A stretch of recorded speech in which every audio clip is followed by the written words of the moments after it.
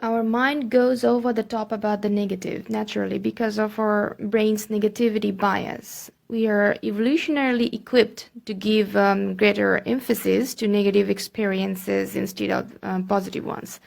We all have this thing in common, but another thing all of us have in common is that we want to be happy. The way of our imagination of happiness might differ from each other, but we all want to be happy. And one of the ways I try to be happy when I'm really down is my recollection of gratitude. I feel so grateful for my family, for my parents, for my siblings, my friends. Back in the early days, I was mostly shy, asking for help and accepting offers of help. But when I think about how my friends, especially my roommates in the university life, and a few of my friends from school and colleges, they helped me through some of my hard times. That fills my eyes with tears of gratitude still now. I'm thankful for the people I've met along the way of my journey. I love who I am. My body is still functioning healthy, and I'm happy about it. I'm no superior or inferior to others. I'm grateful that I woke up today while many people could not wake up alive this morning. Also, when I think about all sort of these things, I feel I'm fortunate enough today. And today, my friend Carol, she added something about being fortunate that blows my mind. So yeah, let's listen to what she said. Come on. Hi there, my name is Carol, and I have listened to a couple of videos posted by Janet on Facebook, and I think they're beautiful. So she has inspired me to do the same, share my thoughts on what's happening around the world, and just maybe you can relate to these. So it's Thursday morning, and I'm in the living room with a cup of coffee, and it's 12 degrees outside with just the right amount of warmth and sunlight, and I'm happy to reflect that I have a sturdy roof above my head, comfortable clothes that keep me warm, and I know that I have lunch to eat, and in a few hours I'll be able to cook again for dinner, which I'll enjoy with my husband. And tomorrow, it will be the same routine. I think that I'm already very fortunate, but there are people out there that, as a matter of fact, are more blessed than most of us, more blessed than me, because they are given an opportunity to be the reason and means for the world to overcome this COVID-19 pandemic one day. Our doctors and nurses and under-nurses who fight the virus right in their faces, helping people battle for their lives every day, while at the same time protecting themselves so that they can go home to their moms and dads and children, wives and husbands at the end of the day. The people who deliver food to our homes, the bus drivers and the taxi drivers who take the sick people to and from the hospital, and people who continue to work in their homes so that taxes keep on coming, so that we have funds to support the medical system. The farmers who supply us food while we are in home quarantine, and the experts who put their brains together to be able to come up with a vaccine against the coronavirus. The leaders in the society in some parts of the world who make sure that all families are given food packages in this time of crisis. The media people, of course, that update us with the latest figures. And those who keep the technology working so we can enjoy Netflix and be on video call with our friends and families all day long. And of course the non-government groups and private citizens who go out there and show love in their own way. And then back to me, sitting on the couch, wondering what nature could be thinking right now while we are on lockdown. Herds of deer and panthers begin to explore the city streets, and the dolphins reach coasts and canals that they've never swum through before.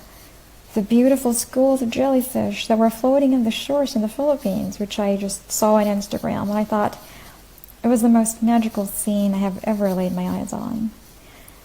Maybe this is the new normal. Maybe COVID-19 wants us to realize that it's time to change how we treat the world, how we treat the earth and each other. But when this is all gone, thousands of children will still die of hunger and poverty. People will still die of chemical weapons and landmines, and refugees will still drown in the cold seas as they escape from their war-stricken countries and seek asylum elsewhere. We continue to be divided.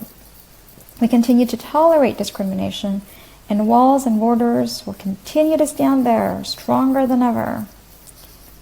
We don't need a pandemic like this to be better human beings. We have every day of our lives to get a chance to make a difference in the world, in our own small ways. We can plant rosemaries and bell peppers in our backyard. We can do a yearly pledge to UNESCO.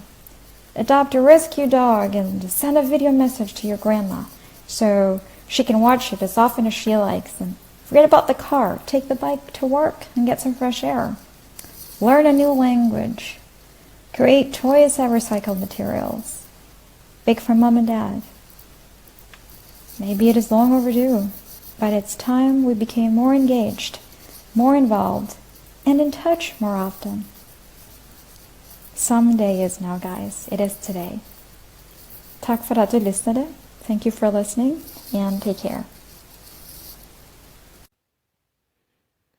Indeed. I think many of us still have almost immediate access to numerous information, food, resources, and facilities because there are support groups to help the system running. And everyone helping the society, the country, the planet in this time of need are the key workers. Governments, non-government organizations, private individuals are also working together. And there are so many unprivileged people who live from hand to mouth, particularly in the developing countries. And at the same time, there are able people who are trying their best to help the people who are in need of food, shelter, and other necessities.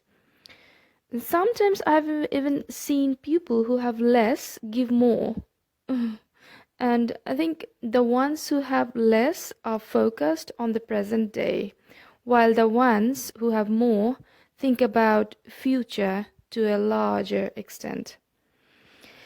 Anyway, we were saying that blessed are those who have got opportunities to work for our societies, countries, and for the planet. They've touched our hearts. Words cannot express our gratitude and appreciations. Yeah, you talked about the animals moving freely in some parts. Now that everything is quiet, there is less poaching, fewer hunting, so animals are showing up easily close to humans' habitat.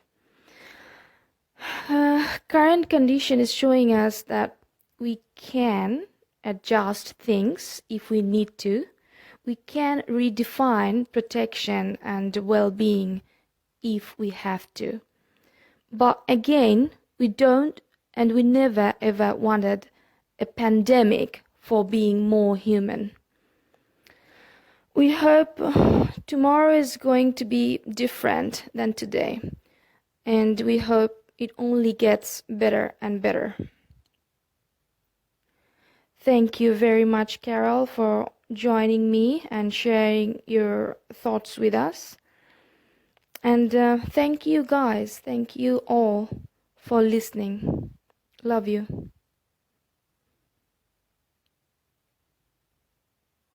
সময় গেলে সাধন